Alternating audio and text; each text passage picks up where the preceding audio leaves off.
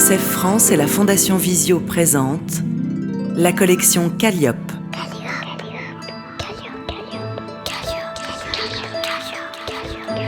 Des livres pour tous les enfants, y compris aveugles ou malvoyants. Chut, écoute.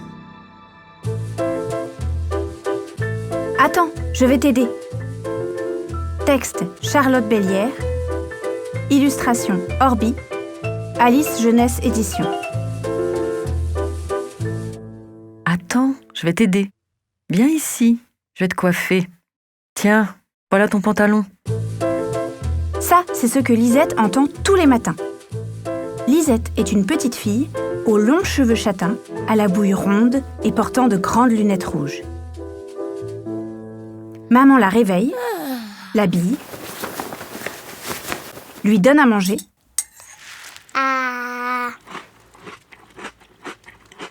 la coiffe,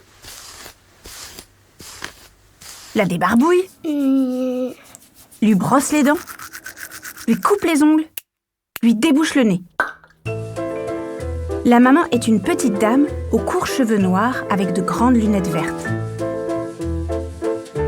Certains matins, Lisette doit changer de chaussettes parce qu'elles ne vont pas avec la jupe. Pour aller avec sa jupe à rayures jaunes et blanches, elle ne doit pas mettre des chaussettes rouges, mais des jaunes. Puis c'est la jupe qui ne va pas avec le gilet bleu à pois blancs. Alors, on change de jupe. Elle en met une rouge, donc on change à nouveau les chaussettes, pour des rouges et blanches. Et tout ça n'en finit pas. Lisette est assise par terre au milieu d'un tas de vêtements éparpillés. Sa mère fouille dans la grande armoire bien rangée.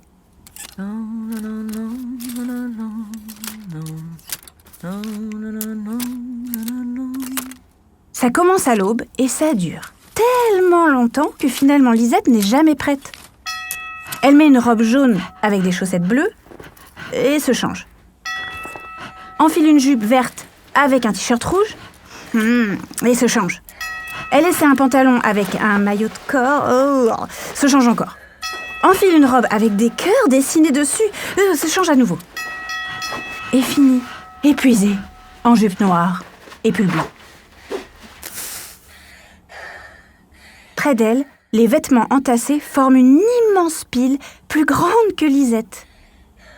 Quand maman lui dit enfin « C'est bon, on peut y aller », Lisette est devant la porte de sa maison, son sac d'école sur le dos, prête à partir.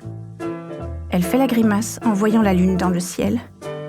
L'heure du goûter est déjà passée.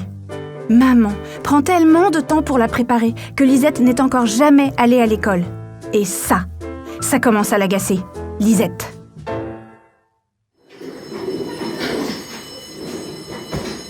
Dans la classe, la table et la chaise portant le nom de Lisette sont vides. Les autres enfants dessinent, chacun assis à un petit bureau. Kevin se met le doigt dans le nez. Tom s'amuse à tirer la langue en mettant des crayons de couleur dans ses oreilles. Les filles le regardent et rigolent joyeusement. Un garçon essaie de faire tenir un crayon entre sa bouche et son nez. Sa voisine de table lève le doigt.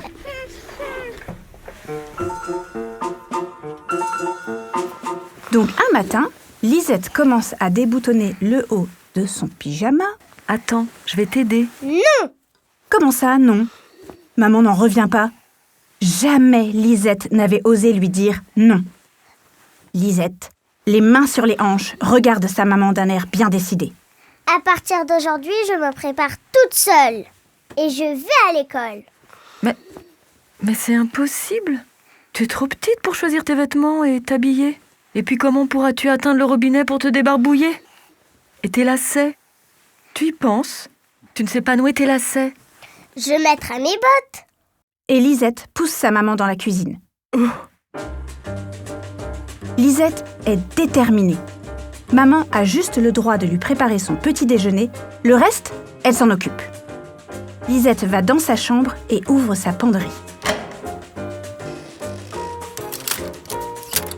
Oh là là, que choisir? Il y a tant de culottes, de pulls, de shorts. Elle se lance. Alors que maman s'affaire dans la cuisine à découper des pommes, Lisette débarque toute fière. Je suis prête. Maman écarquille les yeux, ouvre grand la bouche et reste sans voix. Lisette ressemble à un épouvantail. Elle porte un collant de sport et une robe de princesse. Par-dessus, elle a mis un pull avec des ours et une veste en jean. La mère est catastrophée. C'est pas possible, ma chérie. Rien n'est assorti. Si, j'aime tous ces vêtements. Donc, ils vont ensemble. La volonté de Lisette est plus forte. Après le petit déjeuner, Lisette va dans la salle de bain. J'y vais seule, maman. Je sais faire. Et son chien la suit.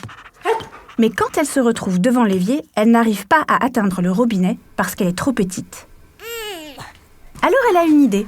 Elle grimpe sur le dos de son chien et se retrouve à la bonne hauteur. Lisette n'a jamais été seule dans la salle de bain. Il lui manque donc quelques informations. Elle met du savon sur sa brosse à dents et se met à frotter. Waouh, chamouche. Elle prend ensuite le dentifrice à la menthe et l'étale sur son visage comme si c'était de la crème. Chouette, ça débouche le nez. Elle se regarde dans le miroir et fait un grand sourire. Dents propres. Visage rafraîchi. Mission accomplie. Dernière étape, les cheveux. Elle attrape une brosse et tente de se coiffer. Aïe, ça fait super mal. Elle décide de remettre la brosse à plus tard. Une pince par-ci, elle relève ses cheveux n'importe comment et accroche des pinces et des barrettes un peu partout. Un bandeau par là. Ni vu ni connu, les nœuds ont disparu. Elle met sa veste à l'envers avec la capuche devant. Enfile ses bottes et voilà. Je vais à l'école. Elle dit au revoir à son chien, donne un bisou à maman et s'en va fièrement. Maman reste là, stupéfaite. Ma fille est partie à l'école en épouvantail. Le lendemain, Lisette a hâte de retourner à l'école. Mais elle se dit que ce n'était pas utile de porter une robe de princesse et un collant de sport. Juste la robe suffit. Pareil pour les pinces et le bandeau. Une pince de chaque côté et ses cheveux se tiendront tranquilles. Lisette est confortablement allongée dans son lit sous sa couette, son doudou paresseux près d'elle. Elle sourit, contente, en repensant à toutes ses tenues et accessoires. C'est ainsi qu'au fil des jours, Lisette comprend de mieux en mieux comment s'habiller, se laver, prendre soin d'elle. Elle essaie toutes sortes de tenues. Une jupette avec des bottes, un short avec un manteau et une écharpe, une robe courte avec chaussettes hautes. Elle met aussi toutes les couleurs ensemble, bleu, jaune, rouge, vert, orange. Et dans la salle de bain, elle se frotte les dents avec le dentifrice et se lave le visage avec le savon. Sa maman continue de l'observer et à son grand étonnement, Lisette ressemble de moins en moins à un épouvantail. Elle constate même qu'elle a du goût pour assortir les choses. Un matin, alors qu'elles déjeunent ensemble, maman lui dit « Lisette, tu peux être fière de toi. Moi, je le suis en tout cas. On dirait bien que t'es devenue une grande fille. » Lisette est assise en face d'elle, devant son bol de céréales. Une brosse est restée coincée dans ses cheveux. Heureuse, Lisette lui répond. C'est aussi grâce à toi, maman. Tu m'as montré et j'ai essayé. Puis Lisette sort la brosse à cheveux et murmure avec un petit sourire. Mais pour les deux, tu ne voudrais pas m'aider encore un peu?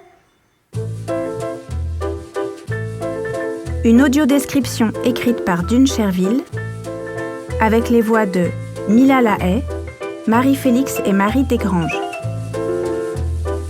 Création sonore, Christophe Touzalin. Pour la Fondation Visio, qui vient en aide aux enfants et adultes déficients visuels, et pour UNICEF France, dans le cadre de son prix UNICEF de littérature jeunesse 2023.